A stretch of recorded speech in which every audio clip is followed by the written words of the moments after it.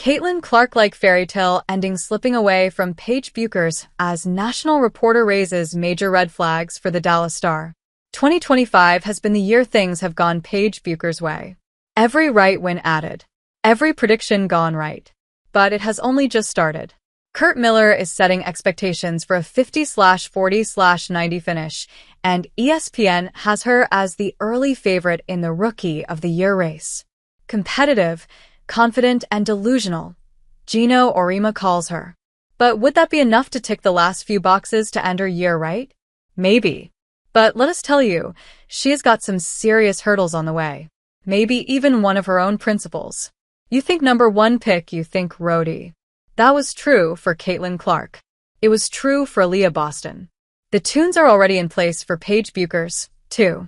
But she isn't going undisputed.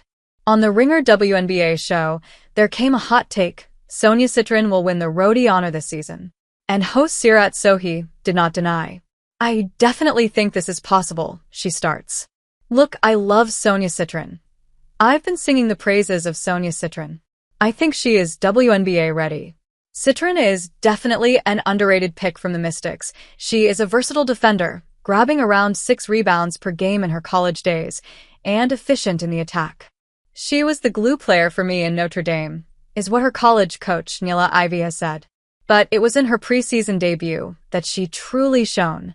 To Paige Bueckers' 10 points, 4 rebounds, and an assist, Citron would add 15 points and 4 rebounds on 5 of 6 shooting. She also showed up on the defensive end with a steal and a block, holding her own against the likes of DeWanna Bonner. Paige can fill up the stat sheet, too. But there could be a few roadblocks coming her way. I think that part of where this take is coming from probably has something to do with Paige's debut. Look, I think she had a good debut. But I do think that she will struggle a little bit with the physicality of the league, so he continued. More than a few would nod to that. Bueckers and Miller themselves, too. The number 1 draftee listed it as one of the adjustments, alongside pace, that she needs to make in the league. The Wings GM had tagged along, saying she will have to navigate the comparisons to the adjustment that Caitlin Clark had. Rightfully so. If anyone showed the world that rookies aren't treated differently by the veterans in the WNBA, it was Caitlin. But she turned it around, commanding the court, scoring at will, and matching the physicality of the league. We can expect a similar graph for Bueckers. She may be overwhelmed, but Bueckers is excited and determined enough to adapt and overcome. Maybe why Sohi goes on to give a conclusion her favor. I think from a narrative perspective, I think that the Sonia stuff will jump out at first, and then things will settle down. I do think that Paige will eventually win Rookie of the Year, she says. But Paige is going to have to be careful about one more thing, trying to get her teammates involved. The former UConn Husky has always been a team-first player.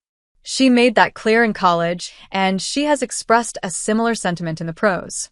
She has admitted wanting to be a distributor first, rather than going out to kill it every night. But the podcaster believes that cannot last long. If Bueckers is going to meet expectations of franchise, remain ahead of the race, and get her team going, she is going to have to show up in more than one aspect. Wings have put together a solid team, bringing in DiJonai Carrington, Tyasha Harris, and NaLyssa Smith. Then, Arike Ogunbowale and Teaira McCowan are bringing in scoring and the veteran presence. The core is new, so it might take a while to have a rotation that works. Once it clicks, Bueckers better not stop in the race to that coveted Rookie of the Year trophy.